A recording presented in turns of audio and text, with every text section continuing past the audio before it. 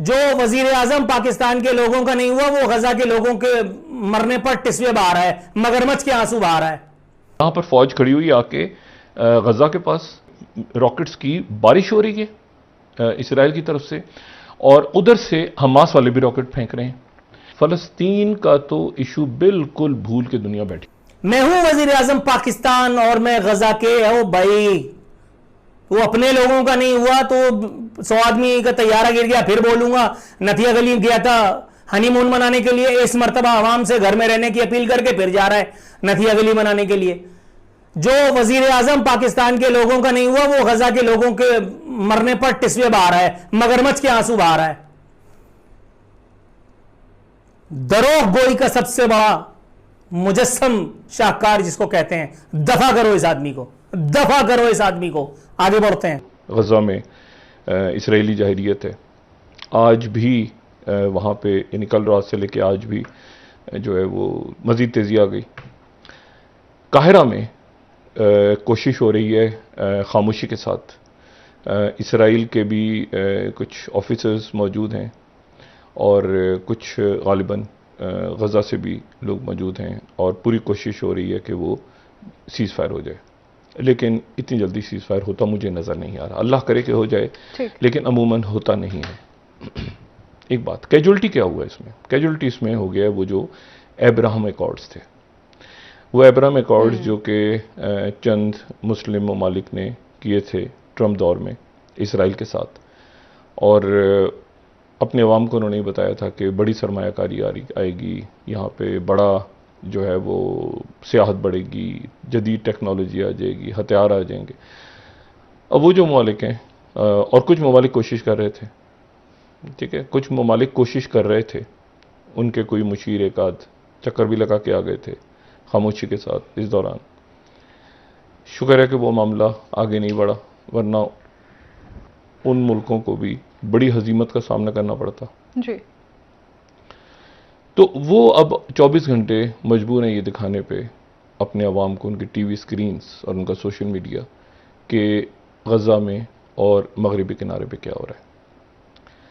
एक इतला ये भी आ रही है कि उर्दन और लेबनान से जो मुजाहिरीन हैं, उन्होंने जो बाड़ें लगी हुई हैं या जो सरहद है उसको वो क्रॉस करके वो दाखिल हो रहे हैं इसराइल में, ठीक, और पनाहगुज़ीन कैंपों से। और मैं आपको सिर्फ ये बताऊं कि इसको यहाँ पर अब इशू ये है कि पूरा का पूरा बाइडेन एडमिनिस्ट्रेशन का जो एक था मामला कि मिडल ईस्ट से हमने निकलना है किसी तरह, यमन की जंग ख़त्म करवाओ, फ़लस्तीन का तो इशू बिल्कुल भूल के दुनिया बैठी हुई थी, और सब किसी न किसी तरह से इसराइल के साथ अपने ताल्लुकात बहाल करके बैठे हुए थे। और पूरा का पूरा जो है वो चला जाएगा चाइना की तरफ और इंडो पैसिफिक। यहाँ पे सारा मामला होगा, क्वाड बनेगा, ये होगा, यहाँ से जान छुड़ाओ, यहाँ से अफगानिस्तान से भी फौज को निकालो, जल्दी इसको ख़त्म करके बस वहाँ तवज्जो दो। वो कहता है अल्लाह इज़ द बेस्ट प्लानर। सबसे बड़ी जो अजीब बात इसमें यह है कि इसको कोई भी जो कुछ हो रहा है इस वक्त, इसको कोई इंटेलिजेंस एजेंसीज या एनालिसिस करने वाले लोग इस तूफ़ान को या इस खूंरेज़ी को या इस भूचाल को जो भी चल रहा है और चलेगा, इसको समझने में नाकाम हो गए कि वहाँ पे क्या होने जा रहा है। और सबकी तवज्जो एक तो ये कि जो भारत के अंदर अल्लाह ताला खैर करे, कोविड के केस फिर 3.5 लाख के करीब केसेस आए हैं, उनके 4000 से ज़्यादा बात हुई हैं, वो अल्लाह ताला खैर करे। लेकिन मोदी साहब ने तकरीर की है और वहाँ पे जो भी मामला है उस पर बाद में आएंगे। लेकिन जो तवज्जो है, एक तो यह है कि वो अब्राहम अकॉर्ड्स तहलील हो गए, ठीक है। दूसरी बात जो है वो क्योंकि अरब स्ट्रीट मैटर करती है और कई मुल्कों को इस वक्त ख़तरा इस बात का है कि देखें वो इजाज़त दे रहे हैं मुजाहिरों की, उनको देनी पड़ेगी इजाज़त। अच्छा, नहीं देते तो भी मुजाहिरे शुरू हो गए हैं, और मुजाहिरे अगर होते हैं तो कहीं ये अपराइजिंग्स की अरब स्प्रिंग, अच्छा ये जो स्प्रिंग है ना, स्प्रिंग जिसको कहते हैं या मुजाहिरे अरबी में, इसी को इंतिफादा भी कहते हैं। मतलब हम जो लफ्ज़ इस्तेमाल करते हैं ना कि फ़लस्तीन में पहली इंतिफादा, दूसरी, इसी को इंतिफादा भी कहते हैं। मतलब 1952 में अगर वो मिस्र के अंदर बगावत हुई या लोग खड़े हो गए तो तख्ता उलट दिया, तो वो भी, उसको भी इंतिफादा कहते हैं। सही। ये जो ट्यूनिस के अंदर तख्ता उल्टा गया, उसको भी इंतिफादा, अरबी में इंतिफादा एक तहरीक को कहते हैं, ठीक है।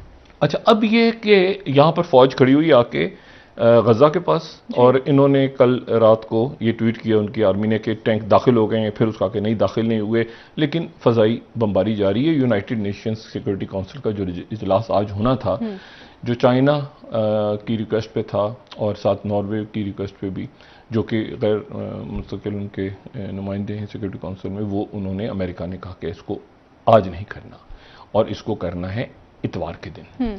अच्छा, इतवार के दिन तक अब यहाँ पे मुकम्मल, यानी आप समझें कि रॉकेट्स की बारिश हो रही है इसराइल की तरफ से, और उधर से हमास वाले भी रॉकेट फेंक रहे हैं। और एक इतला ये भी है कि वो तल अवीव के आसपास भी गिर गए आके कुछ रॉकेट्स जो हमास वाले फेंक रहे हैं। और उधर जो है वो मगरबी किनारा यरूशलेम में तकरीबन सिविल वॉर है, तकरीबन अनारकी और सिविल वॉर है। ठीक है, और यानी सिविल वॉर से मुराद ये कि मतलब जो लोध शहर है उसके अंदर तो सिनेगॉग्स को भी आग लगा दी है उन्होंने, मसाजिद को शहीद कर दिया, मतलब अब वो स्ट्रीट फाइट शुरू हो रही है, मॉब निकला हुआ सड़कों पे।